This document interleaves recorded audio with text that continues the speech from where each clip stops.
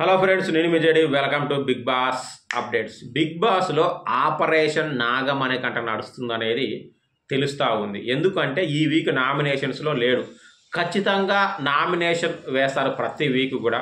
పైగా wild card entry కూడా వచ్చింది.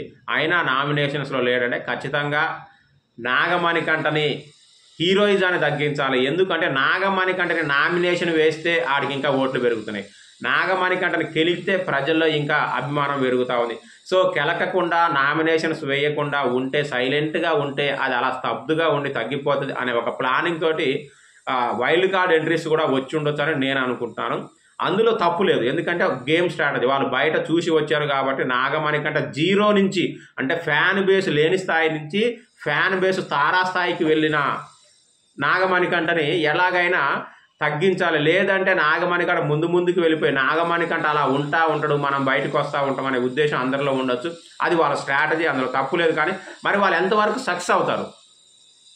ఎందుకంటే నాగమణికంఠని కెలికితేనే ఏడుస్తాడు, నామినేషన్ వేస్తేనే గోల చేస్తాడు. అవి రెండూ చేయకపోతే సైలెంట్గా ఉంటాడు కదా, కెమెరాలు అతని వైపు తిరగవు కదా అని అనుకోవచ్చు కాక. కానీ నేను అనుకునేది ఏంటంటే, ఇప్పుడు కొంచెం ఎక్కువ మంది కంటెస్టెంట్లు ఉండొచ్చు కాక నాగమణికంఠతో పాటు వైల్డ్ కార్డ్ వచ్చినందుకు.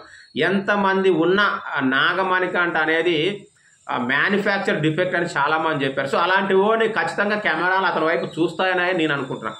ఆటోమేటిక్గా తిప్పుతారు, ఏదో ఒకటి జరుగుతుంది, ఏదో ఒకటి చేస్తాడు. లేదంటే ఆయనకాయన క్రియేట్ చేస్తాడా, ఆయనకాయన ఏడుస్తాడా, ఏమైపోతున్నా నేను అని చెప్పేసి మదన పడతాడా, ఇలాంటివి ఎన్నో ఉంటాయి మా నాగమణికంఠ మదిలో. సో కాబట్టి ఖచ్చితంగా నాగమణికంఠను వీళ్ళు ఎంత స్ట్రాటజీగా ఆడినా కూడా ఏమి చెయ్యలేరు. అతను తారాస్థాయికి, అంటే టాప్లోకి వెళ్ళడం పక్కా నేను అనుకుంటున్నాను. మరి మీరేమనుకుంటున్నారు కామెంట్ చేయండి. అలాగే వైల్డ్ కార్డ్ ఎంట్రీస్ వచ్చిన వాళ్ళలో నాగమణికంఠ మీద ఉపయోగిస్తున్న స్ట్రాటజీ సక్సెస్ అవుతుందా లేదా కూడా కామెంట్ చేయండి.